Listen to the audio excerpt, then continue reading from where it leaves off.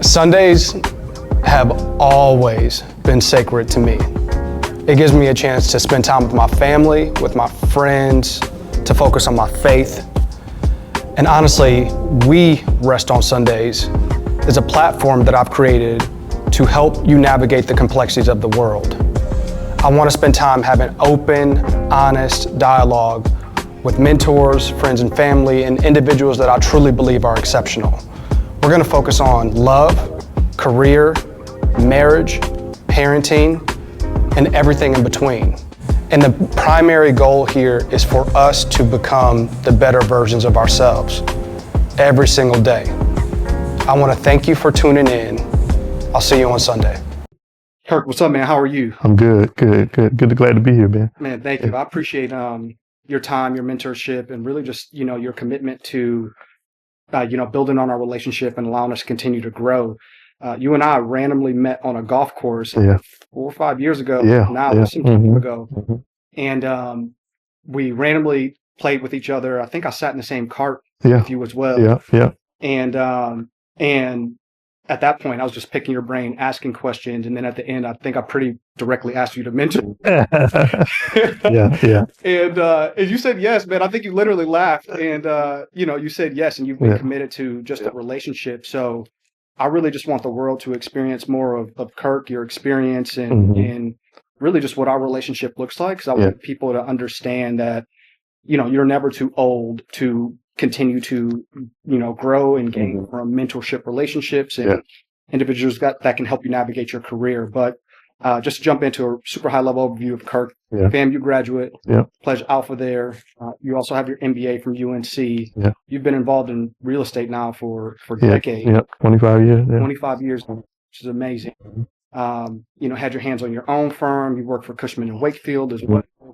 You're married to your wife, which is exceptional, and you do travel between here, the Carolinas, Chicago. But in your own words, tell me who Kirk is.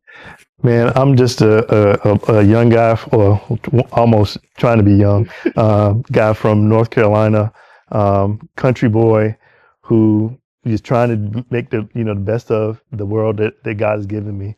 I'm married to a beautiful woman who challenges me to be the best version of myself. I have a beautiful family in North Carolina, nieces and nephews who, I want to be an example for, trying to be a good man of faith, a good friend to the people who I call, my close-knit family, and just be the best version of myself. Man, that's great. That's great. So you pledged, as I mentioned, you pledged Alpha at MU. Can you just share a little bit more about the significance of not only HBCUs, but also fraternities for you? Yeah, man. When growing up, I thought I would go to University of North Carolina. That's the school that I cheered for and thought that I wanted to go to. But when it came time to decide on a college, Florida A&M just kind of was calling for me. We had a great dynamic president that did a good job of recruiting, and I felt like I was going to be a part of a family, and that's the reason I chose to go to Florida A&M University. I had never been to Florida, and the first time I stepped foot on campus was the first week of school, and it was an amazing experience, and I'm glad I did it. I think HBCUs are so important. They're usually the lifeblood of their communities. FAMU definitely was, and the amount of talent, energy, intellect that you come across at HBCUs is just, unmatched in my experience. So it was a great experience and great decision for me. And then becoming a part of Alpha Phi Alpha fraternity, it's even more concentrated version of that intellect and energy. But it also gives you accountability partners, especially my chapter at Florida A&M University. They push you to be an even better version that you can imagine of yourself, and they push you to, just go out and challenge yourself. And so I think fraternities are important, just so you have accountability partners. And my best friends in life are from that chapter, and so that was another good decision that was made. Yeah, man, that's you saying that really resonates with me. I feel like pledging at Morehouse and Alpha as well, as you know, those guys like continue to this day to challenge me, to push me on every facet of my life, right? It's not only career, but it's like even just being a good person or a man of faith. I have a line brother, man, that probably knows the Bible better than my pastor sometimes. And I'm just like, man, to be able to tap into him and ask questions and to get like clarity on just my walk with like faith is very rewarding. So it's refreshing to hear you say that like that never goes away. Those guys are still your friends, you know, for life. It's significant. Let's talk a little bit about mentorship. And as I mentioned, with you and I, we met cold, right? Like it was literally a cold morning. It really was. And I was like, I think I asked enough questions where I was captivated by you, and I was like, I need to like get more of this man's time. And the entire time we were playing golf, I'm sure you were probably focusing around, but I was like, I need to figure out how I'm going to ask him to mentor me. And, you know, but tell me about how mentorship has played a role in your life, in your career, and just what are your overall views on it? But just going back to that day, you know, I think I laughed at the end because I was kind of surprised, like, am I in a position to be somebody's mentor? You know, I think I've lived a decent life and, you know, achieved a decent level of success. But, you know, when somebody asks you to be, I think you should be honored if somebody's willing to ask you to be a mentor. And so the fact that you were willing to, you know, and you asked, let me know that I needed to, one, just to push myself and challenge myself to be the best version of a mentor that you need. You know, I think I was inspired by your hungriness, your vulnerability, because it's hard to ask, you know, especially as a man, to ask another man, can you show me, you know, how to do certain things, or, you know, what path I should take for my career, my family, you know, my friendships. And so the fact that you were willing to be vulnerable was enough for me to say yes. You know, I want to do whatever mentorship that you might need. And I think that we just become friends. You know, I don't need, you know, the mentor title is, you know, is okay, but the fact that I think we're friends. We've gone to football games together. Our wives have met. You know, I think to me that was the beauty of, you know, you willing to, you know, open yourself up for us to be, you know, in a kind of a mentor-mentee relationship. Yeah, it's good. So what do you think, what advice would you give to those that are seeking out mentors, right? Like hit on a few things of like being vulnerable, but you know, I feel like, you know, as I approach really even like stepping towards 40, I have a lot of friends that are kind of in this stuck phase and chapter of their life, right? Not necessarily within their career, like their families or anything like that, but it's like just seeking out additional guidance from somebody that is a little bit further along in life than where they currently are. What advice would you give them for really just navigating that and finding somebody, you know, like yourself? You know, I think as people, you move around your daily life, you know, whether it be church, you know, your work, you know, the golf course, you know, the gym, whatever, you're going to bump into people that you are somewhat impressed by, you know, and believe me, nobody's perfect. Everybody has their challenges that they're, you know, going through. But what I found is if you can get comfortable enough to have just a genuine conversation, get to know the person, not what they do and how they became whoever, you know, whatever their title is. Most people are willing to kind of open up and share. You know, I think that's just a human behavior. I think anybody who comes across somebody that they like being around doesn't mind sharing their story and, you know, whatever lessons they may have learned along the way. You know, because I think just essentially for us to kind of move and progress, I'd rather you learn, you know, my mistakes so you can either avoid them or, you know that they're coming, you know, as you approach 50, which I'm turning this year. Yeah, that's great.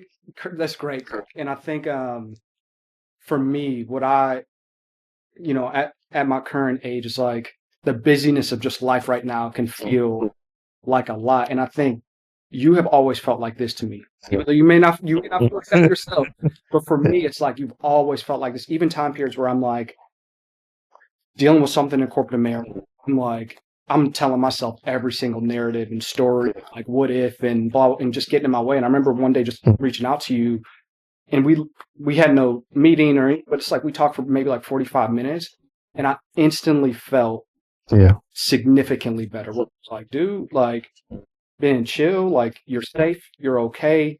And I think that's the power and the value of a mentor that, to your point, has, stepped on some of those landmines and or navigated, more situations in life than you may have. So that's a good it's a good, scenario that you shared as well.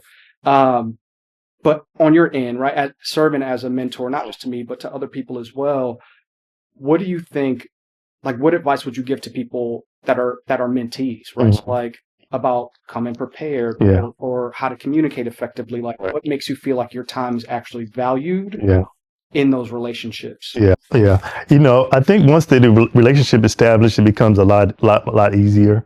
Like I said, get to know the person, understand, whatever their, family dynamics are, travel dynamics, and you've always been respectful of my time.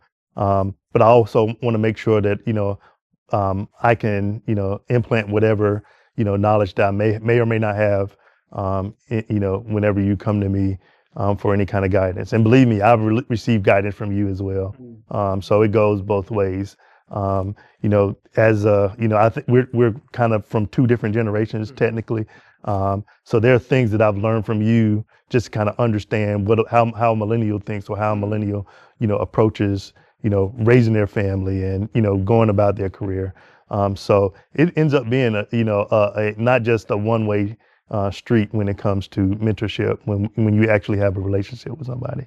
Yeah, Hmm. that's good, because like I think for me, and I don't know whether this is right or wrong, but it feels like it works. With mentors, when I'm always thinking about like, don't waste your time, don't waste your time, don't waste your time. And so come prepared, right? Yeah, And that yeah. doesn't mean that I'm setting an agenda or Yeah, setting yeah. a calendar about Yeah. every time we're connecting. Right. But what I do have is a running list of 3 to 5 bullet points Mm-hmm. that are Mm-hmm. in my head, where I'm like, this is what I know that I want to unpack with Yeah. Kirk. And I try to bleed it into the conversations when we're connecting, or if it's something that is very, very pressing, Yeah. on my mind or my spirit at that point, I try to at least shoot you a text ahead of time and say like, hey man, this is what I'm like trying Yeah. to figure Yeah. out, to also help I'm probably going to be coming in a little bit hot, Mm-hmm. Mm-hmm. and give you a heads Yeah. up. Yeah. But do you think that's an effective approach? I think for me it is. I definitely have no problem with it. I think there are other things that you can do as well. For us, we have golf in common. So that's 4 or 5 hours that we get to chat it up, exert some energy, and it's in a relaxed environment. And I think that things that other people can do too. You know, like for me, I like walking on the belt line. So an hour walking on the belt line, having a conversation with somebody. I get mentorship from, some fellow entrepreneurs that, have been doing, the franchisee thing for a lot longer than I have. And, we just chatted up about different, circumstances and, how they've approached it. So I get mentorship and exercise at the same time. So, I think there are ways for you to kind of, make sure that you're not wasting somebody's time and, get whatever information or guidance you might need. Yeah, it's good. Yeah. And you mentioned it, and I know we jumped right on in, but do you mind sharing a little bit more? Because like the reason why I was captivated and can remain captivated by you is I feel like all of the moving pieces that you have, career, work, entrepreneurial, Yeah. corporate, Yeah.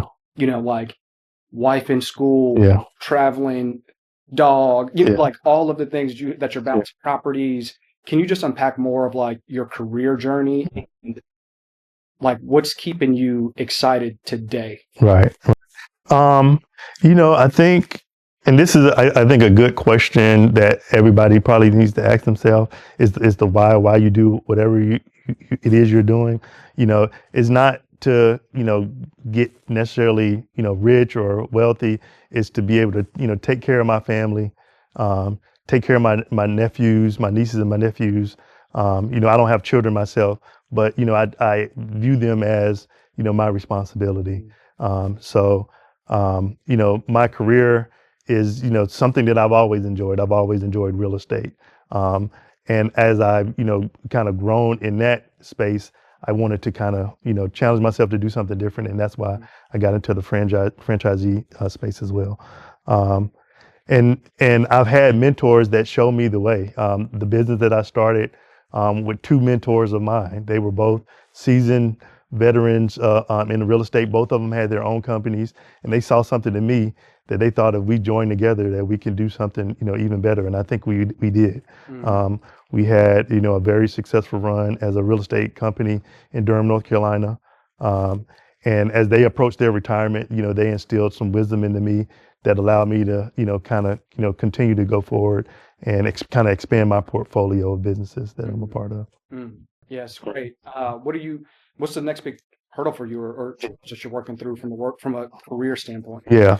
I think I'm in a good place in my career. I want to continue to grow our franchise. But I think right now I'm focusing on my wife, and I think when you're in a marriage or that, you have to kind of, go back and forth, helping one another.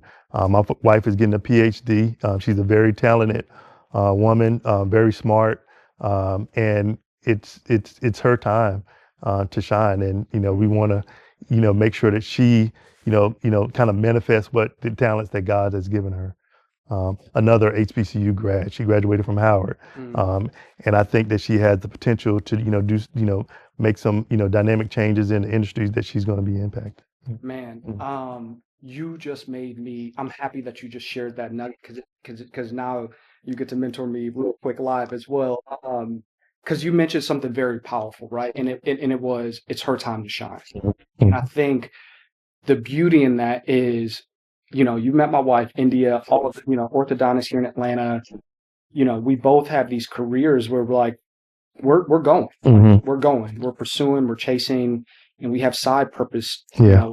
We rest on Sundays. This is a purpose of mine. Right. I feel like I'm convicted to do.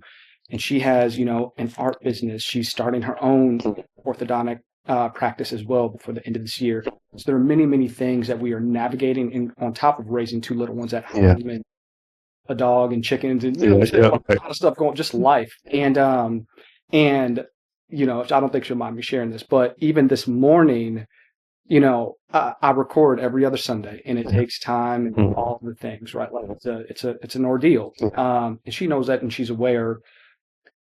The however though is like, if I get stuck in my head, like I might have to go walk the dog. So stream church today, and I walked the dog for like an hour and some change, because I just was like, I'm meeting with Kirk, I'm meeting with somebody else, and I just was like, I need to clear my head and make sure that I feel comfortable and poised.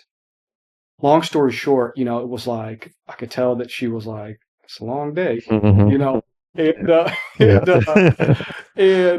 but the however though is like, what I feel like we will do a good job of, and what we historically have done a good job of, is like the after action review, right? What I mean by that is like the recalibration conversation of, it's your time. And I feel like to my core that it's her time right now. Like her business ideas, like where she's at in her career, all these things that are happening. But how do you balance, where I'm going with it is like, how have you balanced those things where it's like, it's her time, but like, Kirk, you also still have these businesses and these entities that are moving on your end as well. And like, you have obligations in Atlanta still.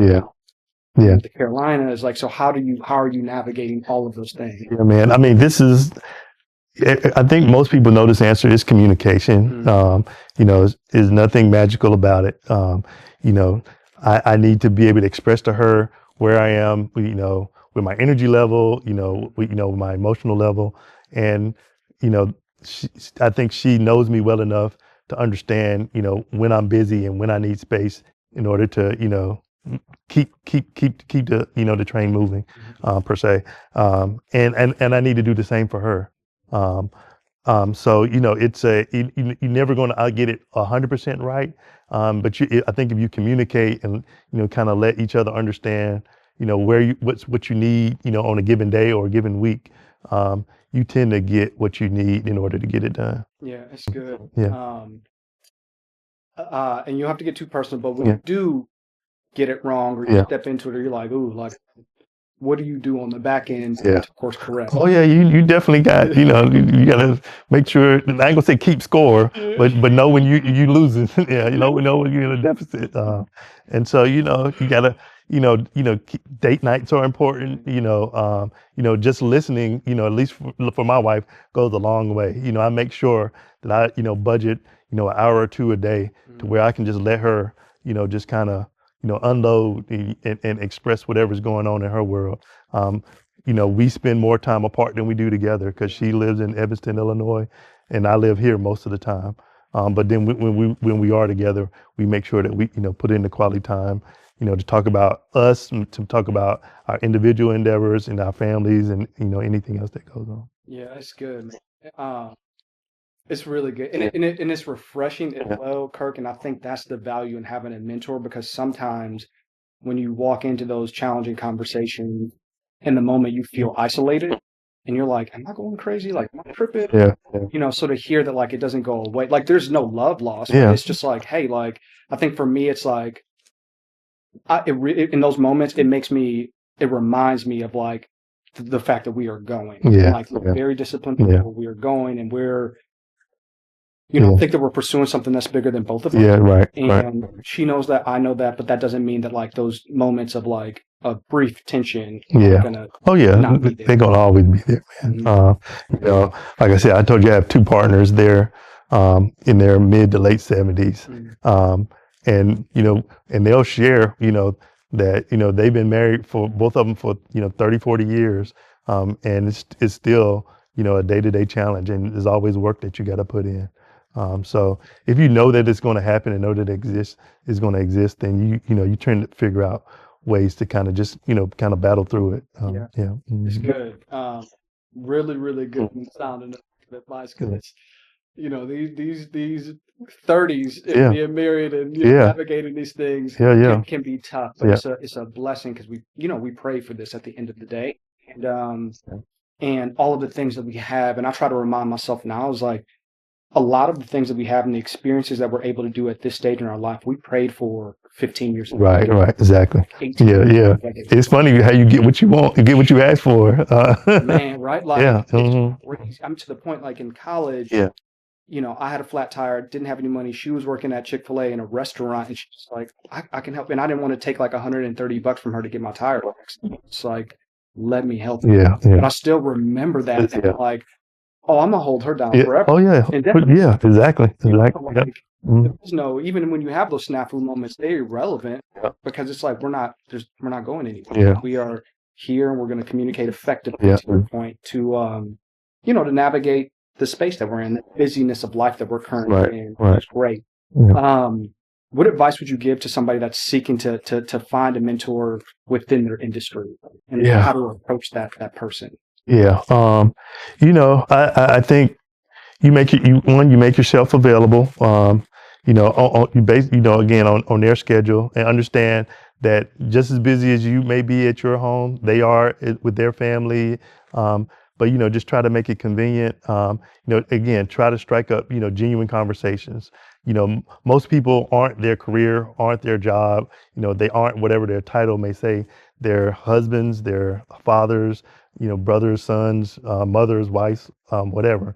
And I think if you can connect on a human level, you'll find ways in order to kind of strike up whatever mentorship, mentee relationship you may have, from a career perspective, because people understand, you're not at whatever company or job you are, just for, giggles. You're there, to take care of the people are at home. Yes, good. I happen to meet you on a golf course, and I'm not saying give your contact information, but somebody of your caliber, how can a mentee find somebody like you? Yeah. I wanted to bring up this point a little bit earlier is, some of my best mentor-mentee relationships are my friends, people that I grew up with, people that, I vacation with, that I go watch the Super Bowl with, as I will later today. I think right out of college, we wanted to make sure that we, stayed in contact with one another. So when we got together over, let's say we were in different cities. I think I was in Atlanta, somewhere in Chicago, some in DC, and we would get together purposefully on a given weekend, and not just to hang out, but to have purposeful communication. I mean, we would, and maybe this was a little too regimented, but we would have sessions where we talked about our health, our money, our relationships, our faith, and so I think that provided me just a a kind of a blueprint on, just kind of have how to have real conversations about the things that really matter. And I think if you can do that with people that are in your industry, at work, over, whether it be at a, office event, or, just at the, whatever, the water cooler per se, then you can probably find people that you connect with, on a human level, in order to get whatever, like I said, in kind of career advice that you may need. Yeah, that's great. And you couldn't be any more spot on. It's funny because like even for me, when I was at Morehouse, even the guys that were a year, 2 years ahead of me in the chapter, Yeah. I was, and still am, like I was captivated by them because like they were young, they were professionals. They felt like while they were the same age, they were still 2 years ahead of me. So it's like they already had the initiatives that I was praying about, thinking about, focusing on, and their careers always continue to do this, like we're do this, where it's like I'm coming right behind for everything. And I think that's it's a very valid point because you don't have to. It's not like hitting the lottery. Like yeah, maybe a little. It was lucky that we played golf that year. Right. Like I believe that like at some point I was going to meet you. Yeah, Like it don't just feel like that. You know, like one of your best friends is a VP in our business, and at some point I probably would have been around. Exactly. But I know for me it's like having the authentic conversations, to your point, like just being vulnerable and honest about where I'm currently at. I feel like that has served me best because that's typically when people are able to help me unpack. And it's not even always like, this is what you should do. It's like, well, have you thought about blah, blah, blah, blah, blah. Yeah. Helps me move the pieces in my head to make sense of really it all. Which is great. Can you speak a little bit just about accountability and like how that has served you well in your life and in your career? Right. I and this came from, just speaking of the fraternity. There are two gentlemen that were 2 or 3 years ahead of me in the fraternity, and they started a business as soon as they got out of college. And I remember them saying that the business succeeded because they held each other accountable. They don't know if they would have done as well if they would have went at it independently of each other. And that always kind of stuck with me, that, having a partner to kind of push you when you get tired, push you when you don't want to do it anymore, or, just to carry the weight when you're not able to, and vice versa. Having accountability partners is almost essential, I think, in order to have success. I don't think there's any person that claim that they've done it by themselves.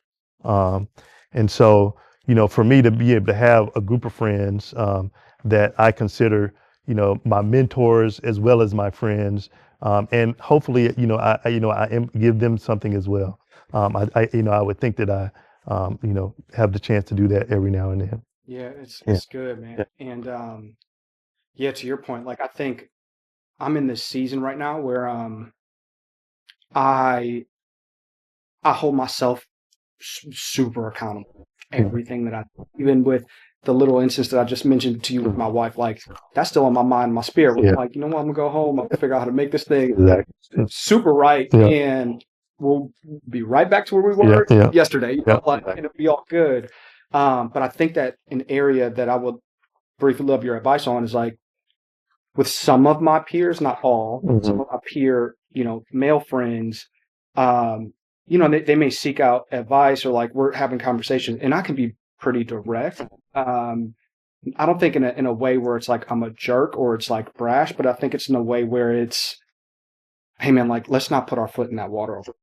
There's sharks. I see them in there, like, and I can swim with the sharks. But sometimes I feel like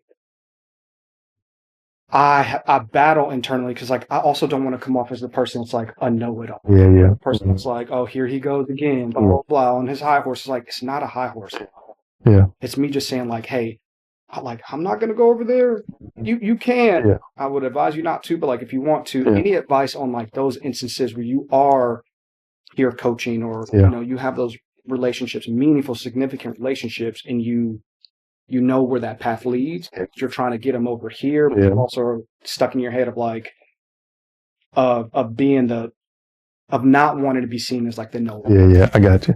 I think if I had a couple of my guys here, they would say sometimes you know who to go to for what advice you might want to hear. Um, and as a person that I know that you consider yourself a direct person. I think it's okay to ask, do you want my advice or don't you? Or you just need an ear? And I can, go whichever direction you want. And sometimes you gotta, just make sure you test the waters to see, why are they coming to you? Sometimes they just want you to listen. Sometimes they do want some advice. And then you ask that question first. I think you can, probably, gauge how you should move going forward. And some people need to learn by experience, learn by fire. You don't really know what hot is until you felt it. And so every now and then you need, there's nothing wrong with making a mistake and learning from it. And some people just need that, that experience. Yeah, it's good, Kirk. Because I think that's really just like an area, and something I'll have to get over as well. Because I can feel myself almost avoiding one of my friends right now. Because I'm like, man, I don't want him to feel like I'm like judging him. Because it's not a place, really a place of love, Right. love, Agreed. care, and intentionality, and like I just know his potential, how gifted and special he is. By just locking in a little bit more in certain areas. But that's super, super helpful. Just a few more quick questions for you, Kirk. But can you share a little bit more about, have you had a mentor experience yourself that you feel like was life-changing and or was very additive to your career? I think it's probably a culmination of a bunch of little things. I've met some incredible people, just, happenstance. One of my, distant mentors, we don't talk very often, but I met him the same way we met. We just got paired together on a golf course. And he just happens to be the owner of 30-something McDonald's franchises. Wow. And, just to see what's possible, that, and, not much older than me, but he just decided to do it. And, I think just from an advice standpoint, just keep moving. Life is going to have a lot of challenges. Sometimes you're going to be on it and the next week you're not. But as long as you keep moving and don't give up, things tend, at least for me, tend to work out. Man, it's fascinating hearing you share that story. I appreciate you sharing it, because for me, like there's a large part of like how you move and what you do where I'm like, that's like, I'm like, that's the target. That's the target. And a large part of me, even finally, producing We Rest on Sundays and doing this is like, I'm like, man, Kirk is doing blah, blah, blah, doing this and moving like this and balancing the marriage and traveling, and it looks like he's still having fun, and, I'm like, I go to sleep at night right now where I'm like, I may not always feel like this. I may always have this energy or time or the health. I look at people like you as a target. I'm like, they're doing all these things. I'm like, there's more that a little bit more that I can be doing. Right. But believe me, Ben, I think you're doing as much, probably more than what I was doing, at your age.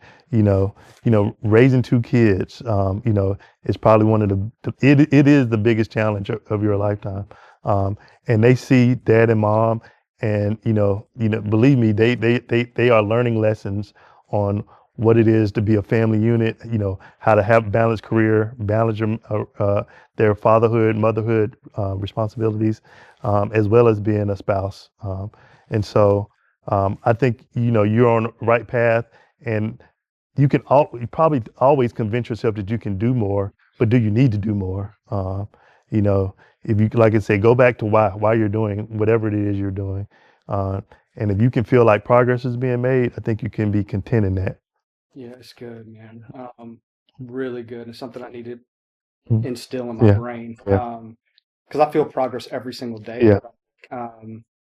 Also, it's weird. There are just those days where you're just like, I didn't do enough. I'm not doing enough. And I am. I know that point, so I have to continue to recalibrate on that. Last question for you. What's one piece of advice that you would give to the millennial generation? Right. Well, I have a lot of discussions with my friends about millennials and Gen Z, because we're hiring millennials and Gen Z in our businesses. I would say I think millennials are probably the largest generation. If not, they will be very soon. Um, it's your time to shine as a generation, I think y'all have all the tools that you need to do it. It's time to decide to be leaders, um, and from a mentorship standpoint, you know, get as much advice as you can. I don't know a single, you know, baby boomer or Gen Xer that's not willing to open up and tell you their story. Um, and I think if you allow yourself to be, vulnerable and receive it, there are plenty of people who willing to, probably share more than what you probably want to hear.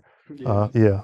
So just make yourself available, reach out, and I think if you come humbly, you'll find as many mentors that you might need. Man, Kirk, I appreciate you more than you know. Yeah. Appreciate the brotherhood, the support, Yeah. the friendship, to your point. And really just the advice and the guidance that you continue to do and allowing me to lean in and ask you those questions, especially like, I know how busy and hectic your schedule Yeah. can be as well, but thank you for making the time, not Yeah. just today, just in life for me Yeah. and the space for me as well. I really appreciate you. Yeah, no doubt. No doubt. Awesome, man. Yeah. Thank All you. right. Yeah, man. Appreciate it, man. How was that? That was good. That Yeah. was a lot easier and smoother than I Right? thought it would be. Yeah.